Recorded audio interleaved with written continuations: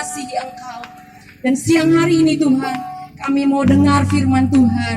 Karena kami percaya firman-Mu itu adalah kekuatan bagi kami semua. Kau memberkati, mengurapi hamba-Mu yang akan menyampaikan firman-Mu. Di dalam nama Tuhan Yesus, kami berdoa, kami mengucap syukur. Sama-sama katakan, amin.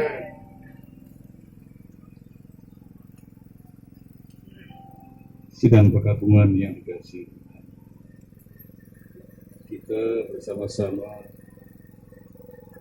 berada di tempat ini untuk menghantar jenazah almarhumah yang kita kasihi, istri tercinta dari Bapak Ganda Nenggolan, mama tercinta dari 4 orang putra-putri, oma dan sekaligus ibu gembala yang telah Tuhan pakai untuk menggembalakan jemaat Gereja Betel Indonesia Rayon 8 cabang di Taman Kedalen. Kita akan bersama-sama, aku akan membentenginya sebab ia mengenal nama. Bila ia berseru kepadaku, aku akan menjawab. Aku akan menyertai dia dalam kesesatan. Aku akan meluputkannya. Dengan panjang umur akan kukenyangkan dia, dan kuperlihatkan kepadanya keselamatan yang daripadanya. Tuhan berkati, berbahagialah kita yang gemar merenungkan firman Tuhan. Dan izinkan saya memastikan kebahagiaan kita lebih sempurna lagi bila mana kita mendisiplinkan diri untuk menjadi pelaku-pelaku dari kebenaran firman Tuhan. Pada saat ini kita berada di tempat yang terindah, tempat yang paling tepat untuk terbujur kaku tanpa bisa berbuat apa. Pelajaran berharga pertama yang kita dapatkan adalah kita melihat penderitaan yang beliau alami selama bertahun-tahun berakhir sudah. Kesengsaraan dan penderitaan dan berbagai rongrongan hidup yang selama hidup di dunia ini jalani berakhir sudah. Pelajaran bagi kita, seberat apapun penderitaan, pada akhirnya kita akan sampai pada satu titik kulminasi, berhenti. Demikian juga sebaliknya dari sisi negatif, kesombongan, keangkuhan, kesewenang-wenangan yang bisa kita lakukan selagi kita masih bernafas. Ingat, pada akhirnya kita akan berhenti dan kita juga akan terbujur. Kesimpulannya adalah ketika kita sudah melewati 2 fase dalam kandungan dan fase hidup di dunia yang fana ini, kemanakah tujuan akhir yang akan kita jalani?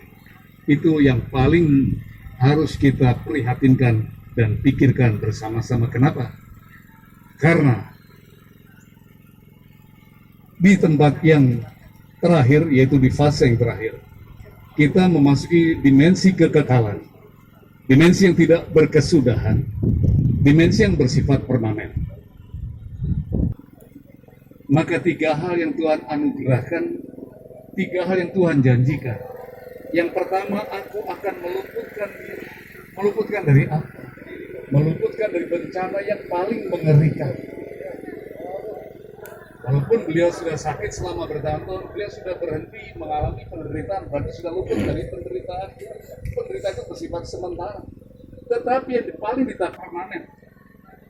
Dan Tuhan Yesus menjanjikan, ketika kita melekat, hati kita melekat pada Tuhan, kita mengasihi Tuhan sungguh, maka mau tidak akan menjadi bagian kita kematian kekal.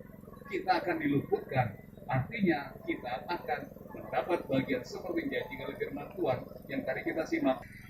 Masih dalam Mazmur 21 ayat 14, aku akan membenteng selama kita di dunia. Kita harus menghadapi berbagai tantangan, berbagai masalah, berbagai ronrongan. Ketika kita bersama dengan Tuhan, maka Dia akan membenteng, Dia akan menjaga agar keselamatan yang Dia anugerahkan benar-benar terletak menjadi milik kita. Alasannya oleh karena kita mengenal. Kembali, ayat yang ke-15, Mazmur 21 mengatakan, bila ia berseru kepada, aku akan menjawab. Aku akan menyertai dia dalam kesesakan. Kebahagiaan yang terindah, kebahagiaan yang sejati ada kalau kita memiliki hubungan yang intim dengan Tuhan. Kita memiliki korelasi yang intim dengan Tuhan. Kita memiliki keakraban dengan Allah. Nah, ini bagi saya pribadi. Awal mulanya masalah yang tidak mungkin yang tadi seperti saya bisa memiliki relasi keintiman dengan Tuhan yang kudus. Tetapi berkat pengorbanan Kristus di atas kayu salib, kenajisan saya, keberdosaan saya dihapuskan dan tidak diperhitungkan seperti yang dikatakan dalam Yesaya 1:18. Ketika Tuhan menantang saya untuk berperkara, maka ia mengatakan, sekalipun dosaku merah seperti kain kernisi, akan dibasuh menjadi putih seperti salju. Dengan demikian, ketika Tuhan mengatakan, bila ia berseru kepadaku, maka ia akan menjawab. Kita yang semula yang najis dan berdosa, oleh karena pengorbanan darah Kristus, maka kita yang berdosa memiliki akses langsung kepada Tuhan. Dan ia memberikan satu kepastian, apabila kita berseru manggil nama Tuhan, maka ia akan menjawab. Hal itu jelas tersurat dalam kitab Kisah Rasul pasal 4 ayat 12. Di kolong langit tidak satu nama pun yang olehnya manusia diselamatkan. Hanya dalam nama Yesuslah Allah memberikan jaminan keselamatan.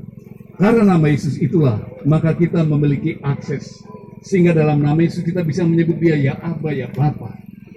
Bukan Allah yang Maha Kudus yang tidak terhampiri, tetapi Bapa. Hubungan yang begitu dekat, hubungan yang intim. Dia katakan, aku akan menyertai dia.